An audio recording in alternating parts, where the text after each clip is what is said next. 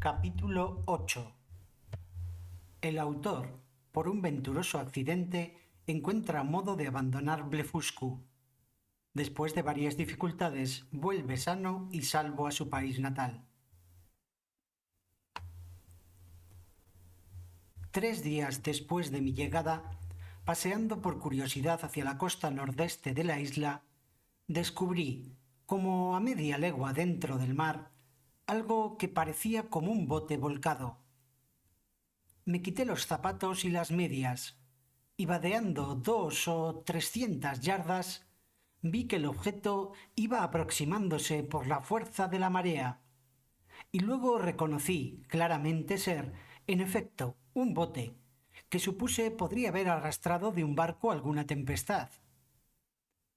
Con esto volví inmediatamente a la ciudad, y supliqué a su Majestad Imperial que me prestase 20 de las mayores embarcaciones que le quedaron después de la pérdida de su flota, y también 3000 marineros bajo el mando del vicealmirante.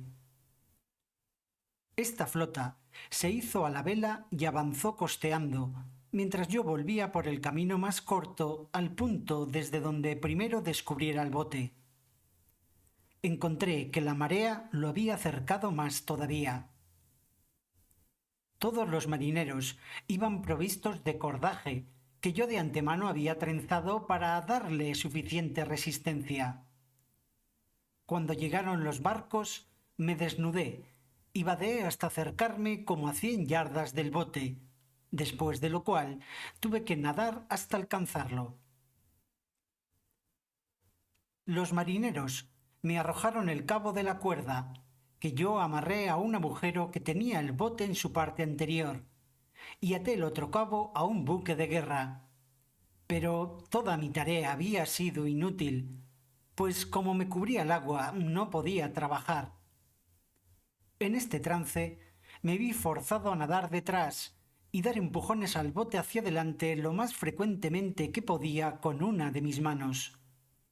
Y como la marea me ayudaba, avancé tan deprisa que enseguida hice pie y pude sacar la cabeza.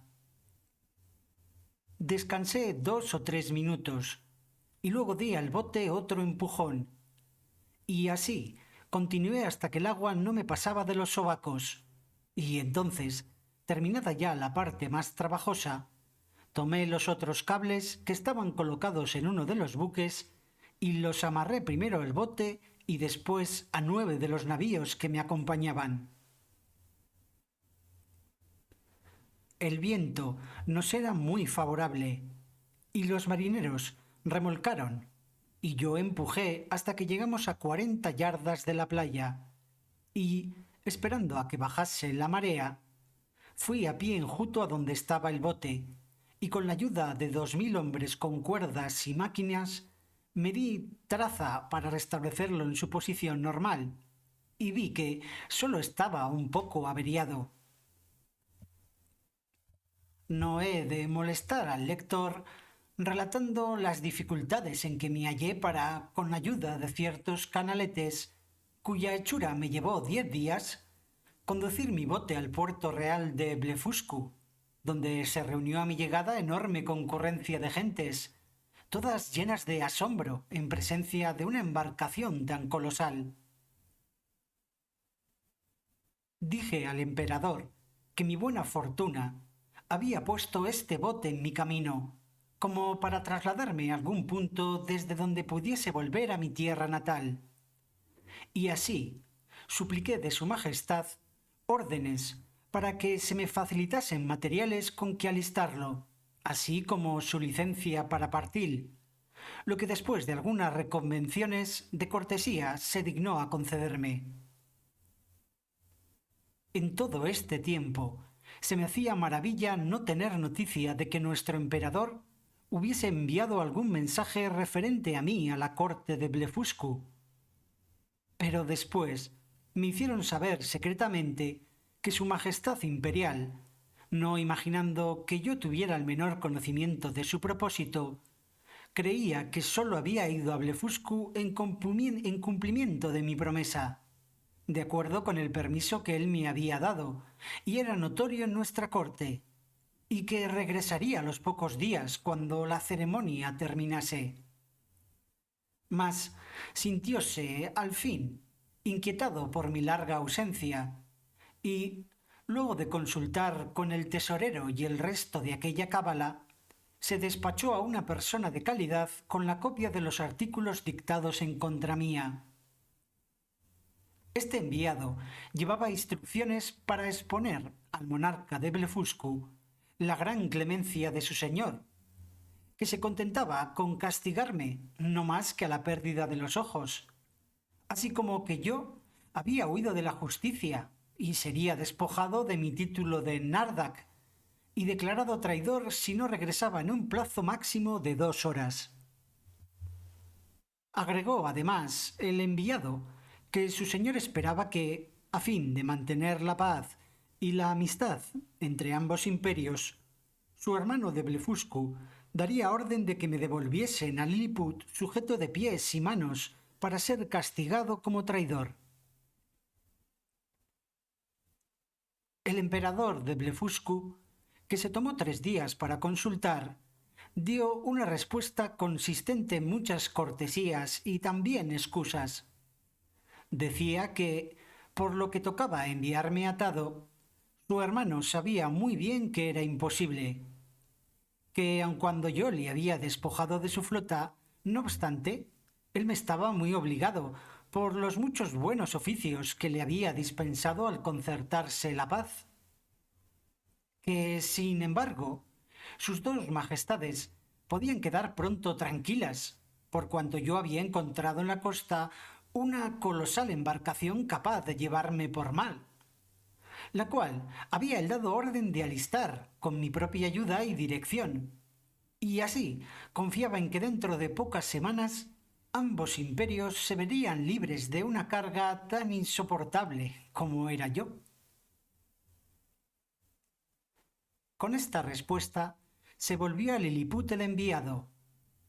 El monarca de Blefuscu me refirió todo lo acontecido, ofreciéndome al mismo tiempo, pero en el seno de la más estrecha confianza, su graciosa protección si quería continuar a su servicio. Pero en este punto, aun cuando yo sí creía en sus palabras sinceras, resolví no volver a depositar confianza en príncipes ni ministros mientras me fuera posible evitarlo. Y así, con todo el reconocimiento debido a sus generosas intenciones, le supliqué humildemente que me excusase. Le dije que ya que la fortuna, por bien o por mal, había puesto una embarcación en mi camino, estaba resuelto a aventurarme en el océano antes de ser ocasión de diferencias entre 2 monarcas tan poderosos. Tampoco encontré que el emperador mostrase el menor disgusto, y descubrí, gracias a cierto incidente, que estaba muy contento de mi resolución, lo mismo que la mayor parte de todos sus ministros. Estas y otras consideraciones me movieron a apresurar mi marcha, algo más de lo que yo tenía pensado, a lo que la corte, impaciente por verme partir, contribuyó con gran diligencia. Se dedicaron 500 obreros a hacer 2 velas para mi bote, según instrucciones mías, disponiendo en 13 dobleces el más fuerte de sus lienzos. Pasé grandes trabajos para hacer cuerdas y cables, trenzando 10, 20 o 30 de los más fuertes de los suyos. Una gran piedra que vine a hallar después de larga busca por la playa me sirvió como ancla. Me dieron el sebo de 300 vacas para engrasar el bote y también para otros usos. Pasé trabajos increíbles para cortar algunos de los mayores árboles de construcción, con que poder hacerme remos y mástiles, tarea en que me auxiliaron muchos de sus armadores, ayudándome a alisarlos una vez que yo había hecho el trabajo más duro. Así, transcurrido más o menos un mes, cuando todo estuvo dispuesto, envié a ponerme a las órdenes del emperador y a pedirle licencia para poder partir. El emperador y la familia real salieron del palacio. Yo me acosté, juntando la cara al suelo para besar su mano, que muy graciosamente me alargó. Y otro tanto hicieron la emperatriz y los jóvenes príncipes de la sangre.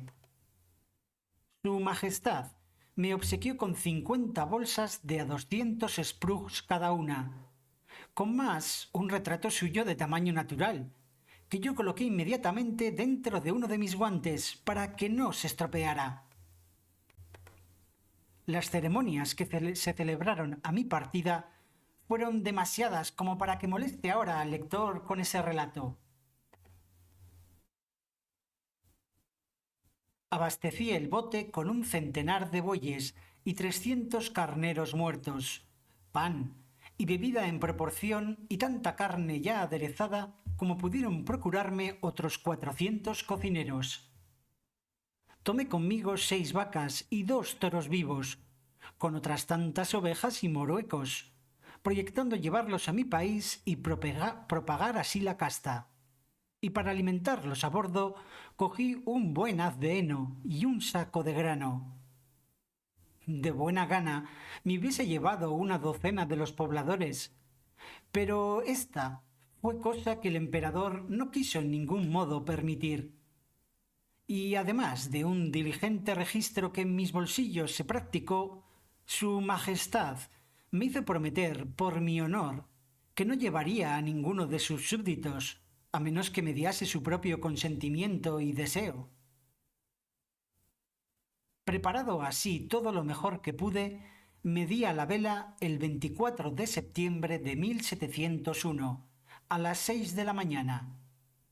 Y cuando había andado unas 4 leguas en dirección norte, con viento al sudeste, a las 6 de la tarde divisé una pequeña isla, como a obra de media legua al noroeste.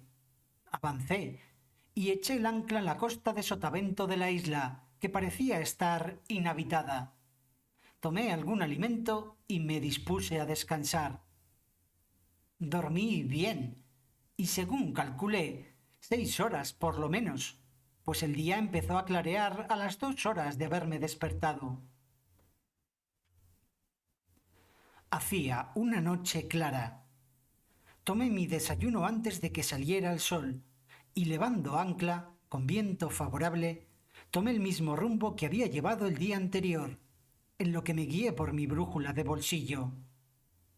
Era mi intención arribar, a ser posible, a una de las islas que yo tenía razones para creer que había al nordeste de la tierra de Van Dieme. En todo aquel día no descubrí nada, pero el siguiente, sobre las 3 de la tarde, cuando, según mis cálculos, había hecho 24 leguas desde Blefuscu, divisé una vela que navegaba hacia el sudeste. Mi rumbo era levante. La saludé a la voz, sin obtener respuesta alguna, pero aprecié, no obstante, que le ganaba distancia porque amainaba el viento. Tendí las velas cuanto pude y a la media hora, habiéndome divisado, enarboló su enseña y disparé un cañonazo. No es fácil de expresar la alegría que experimenté ante esa inesperada esperanza de volver a ver a mi amado país y a las prendas queridas que en él había dejado.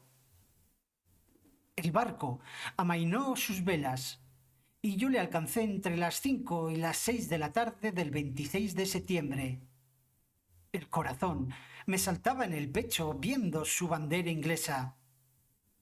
Me metí las vacas y los carneros en los bolsillos de la casaca y salté a bordo con todo mi pequeño cargamento de provisiones.